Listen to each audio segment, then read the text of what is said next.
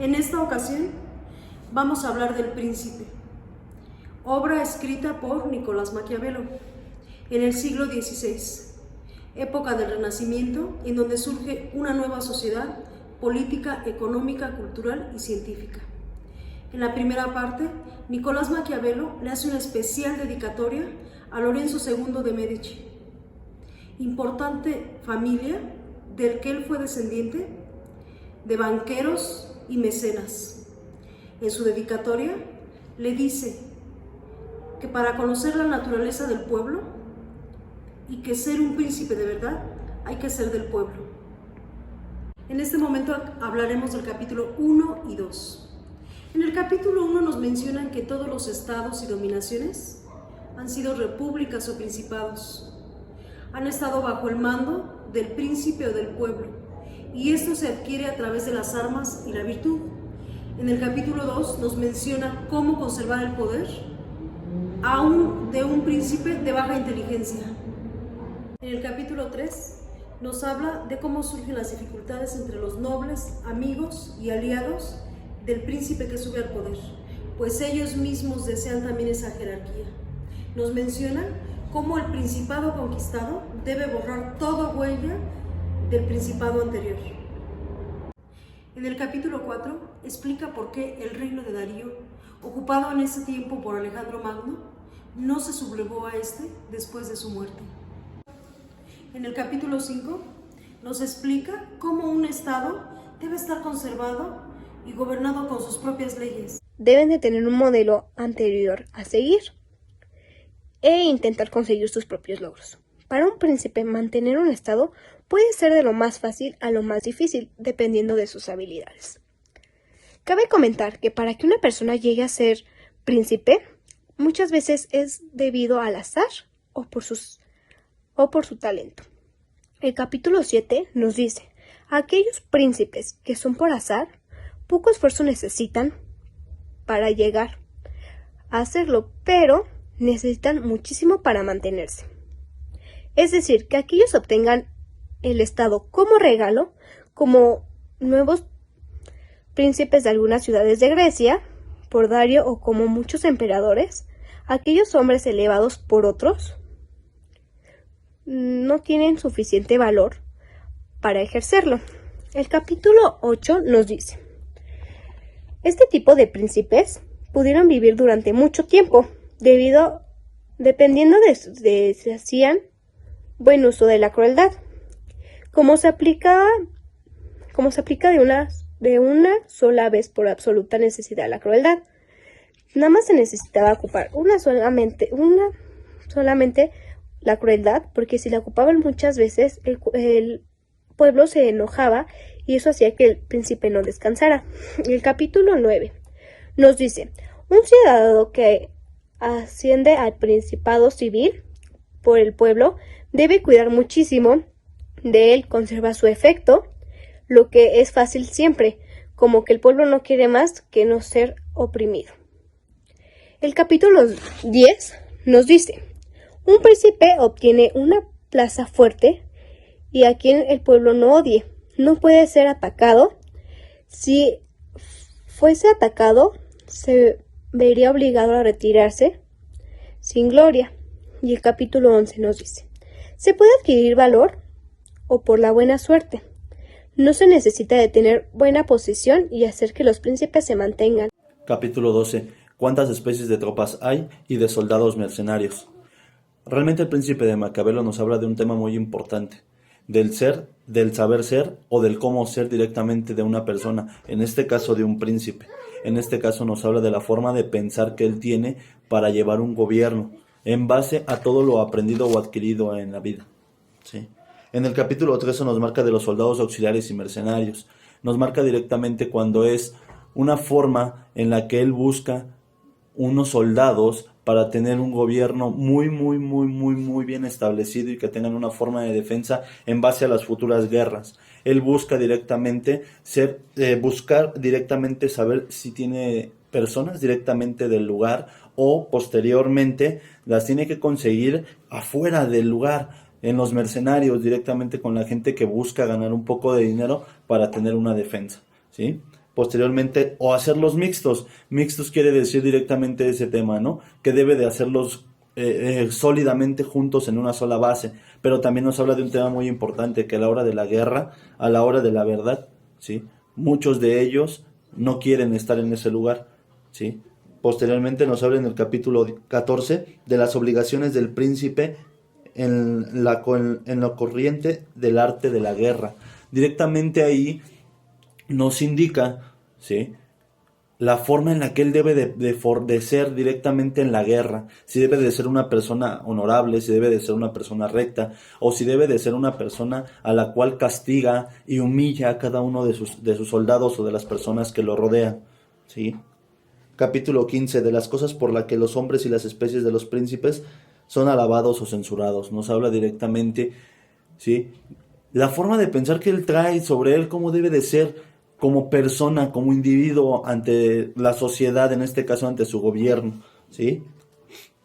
Capítulo 16 de la libertad y la miseria, de cuántas libertades y de cuántas ausencias y cuánta miseria él puede darle al pueblo, ¿sí? Del cuánto él está autorizado a tener o adquirir o simplemente robarse, ¿sí?, de las arcas de ese gobierno, ¿sí? Y el capítulo 16 de la severidad y la clemencia, y solo vale más modo y que determinado, ¿no? Habla de cuánta veracidad, de cuánta súplica y de cuánta creencia debe de él asemejarse hacia las personas, ¿no? Hacia sus súbditos, en este caso ante su gobierno. El capítulo 18 del Príncipe Maquiavélico explica al soberano de cómo cumplir para no quedar como un mentiroso ante lo prometido. Pues en mi opinión, este apartado se centra en una cualidad que todo buen líder debe tener: la astucia, explicándome un dirigente para que pueda hacer promesas y que tiene que realizarlas, pero en caso de no cumplir con ellas, pues tiene que serlo bastante ingenioso para justificarse y no quedar como un mentiroso ante quienes lo siguen. Bueno, pues el capítulo 19, que se titula ¿De qué modo debe evitarse ser despreciado y odiado?, explica también a los posibles gobernantes cómo pueden evitar ser odiados. En este apartado, pues también se advierte que hay dos defectos que todo gobernante debe evitar, y con el ser menospreciado, ser odiado, estos pueden llevar a que los soldados, los nobles o el pueblo se rebelen contra ellos. Lo más fácil sería, lo más importante para un líder es la lealtad ante quienes lo siguen y el respeto de sus seguidores. Bueno, pues el capítulo 20 pues trata de sobre lo útil o lo vano que puede resultar la construcción de fortalezas para un príncipe. Pues ningún príncipe debe dejar desarmado a sus fieles súbditos, pues ya que al armarlos arma a su población y adquiere nuevos fieles que anteriormente desconfiaban de él. Desde luego, pues no arma a todos, sino a los que sabe que obtendrá favores.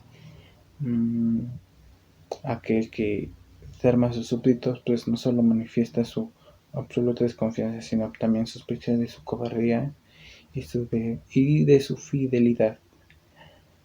Pues no es así el caso de un príncipe nuevo, pues aquí aquí conviene nuevamente armarlos para que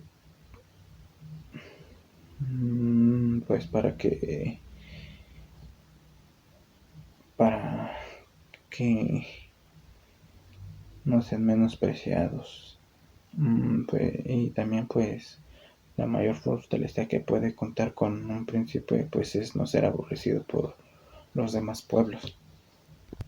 En el capítulo 21, Maquiavélico habla sobre la manera de conducir a un príncipe. Las grandes empresas y las acciones raras y maravillosas son la forma más inmediata de ganarse aprecio y respeto por el término grandes empresas. Se entiende la expansión y el enriquecimiento de todo el Estado o la invasión exitosa a otros países. Por otra parte, pues el príncipe debería honrar a cualquier súbdito que sobresalga en alguna disciplina, estimular a los ciudadanos para ejercer su profesión, también deberán ofrecer fiestas y espectáculos al pueblo. El capítulo 22 trata sobre los ministros y secretarios de los príncipes. Es sin duda algo relevante, pues la elección de las personas que ayudan a gobernar al príncipe, pues la prudencia con que se valoren los dotes cada persona es la clave para una buena elección. La fidelidad, la eficacia de los secretarios y de los ministros, luego de un tiempo razonable, hablarán bien del príncipe. Y pues ya para finalizar, en el último capítulo, pues en el capítulo 24, pues refiere a una situación local y contemporánea de Maquiavélico, por supuesto, en la que explica pues la razón por la cual varios príncipes de Italia habían perdido sus reinos, una pobre preparación militar. Asimismo, pues aquellos que pues perdieron sus reinos por haber huido del invasor sin defenderse, les aconseja pues no acusar a la fortuna de la pérdida de sus bienes, sino a su propia cobardía. Capítulo 24. Menciona las razones por las cuales Italia perdió sus principados. Capítulo 25. Habla del poder de la fortuna, describiéndola como una mujer que para que sea sumisa y se deje dominar, siendo golpeada y maltratada. Capítulo 26. Hace una exhortación a la liberación italiana de los bárbaros. Gracias por su atención.